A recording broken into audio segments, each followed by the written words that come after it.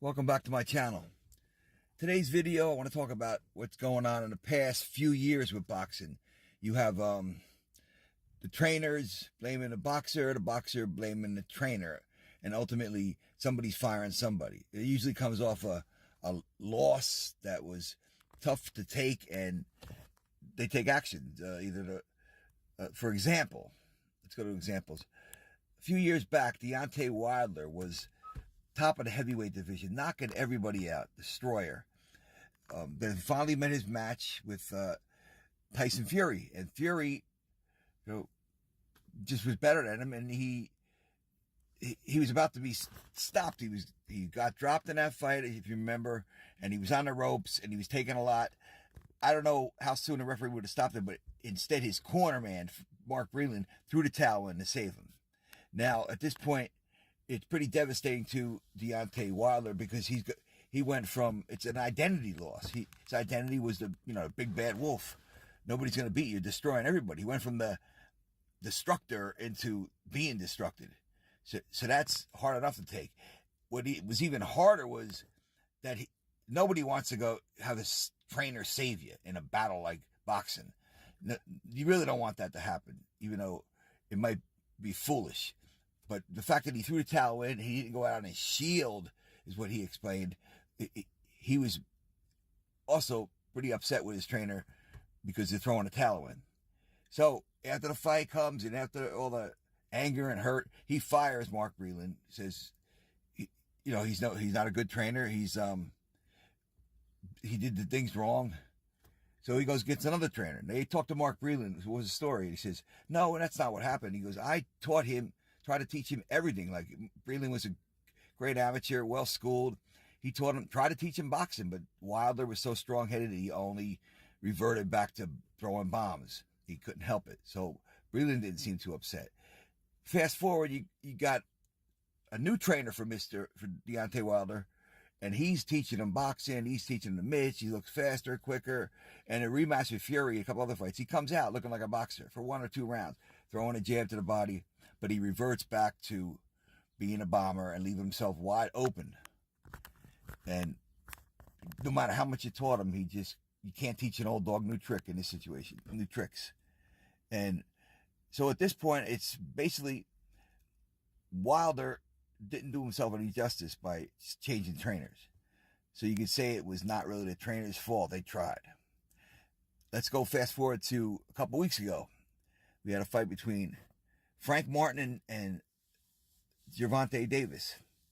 Now, Martin, as you know, at the end of the fight, he got stopped. He got knocked out by Davis, and his trainer was so upset with him and upset with his image as a trainer, his reputation, that he fired the fighter. He don't want nothing to do with Frank Martin associated with him because Martin didn't do what he said. He asked Martin to please stay off the ropes. He's trapping you on there, and you're going to get caught. And sure enough, that's what happened. But I look at it a different way.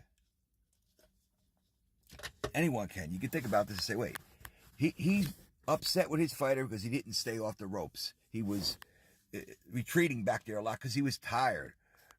Another reason you might be trying to set up a fighter when you retreat back for the uppercut, for surprise punches, but that wasn't the case. He was strictly tired.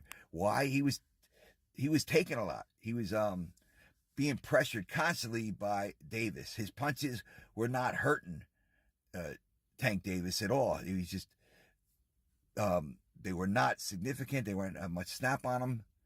So at this point, like I always say, if you can't catch your opponent with something that gets his respect, he's going to walk right through you. And that's what happened. Davis is blocking him shots, feeling them, and saying, it's only a matter of time before I catch up with him. And that's what happened. So what I would look at is, why does he back up so much? Why was he so tired and weakened? And you look at Frank Martin, and you look at his jab, and he says it was great. It wasn't a great jab. He has his head forward. He's kind of like sticking his head in there. He's pawing with the right jab. Pawing. Nothing significant. Not fainting and coming around with a hook. Nothing with snap on it. Nothing. Once in a while he threw a left hand or hook with it, but nothing to keep Davis off. And a lot of power, they say, is based on just natural gift. And some of it is, but I agree that a lot is technique I can say that for myself. The technique helped me mental and physically to be in the right position, be on balance, have your feet turning, have your feet dug into the canvas. Not so much lifting weights, like I say, but he could have worked on him with that to improve that jab. Let's see what, let's start from the beginning. You take over a fighter. Like if I was the great mechanic and I'm going to take over a race car. So here's this race car. It should win the next championship. I'm going to look it over first, see what's wrong. I'm not just going to say, okay, you go in there to the driver and you just shift to the outside, you're going to win. No, I'm going to see what's technically wrong with that race car. Is it clutch? Stick too much? Is the steering wheel based on one of those things? The same thing with a fighter. Look him over first. Hey, man, this Martin's got some issues. He don't hit hard. He keeps his head forward. He lifts his back foot. He don't get the leverage. He don't put a lot of weight in that back foot. Stance a little too wide. Technical things. Technical that could have made a big difference in the fight. And with enough practice, getting him ready, it might have been a different story. He might have, I don't know if he would have won, but he wouldn't have backed to the ropes so much. He would have been getting Deontay's respect and teaching him how to tie a guy up and pushing him back. When you're teaching him in a gym to push a sled, that's not specific to the sport. Get in there with some strong fighters and sparring and learn how to tie them up and back them up. Take away their forward momentum. Technique makes power.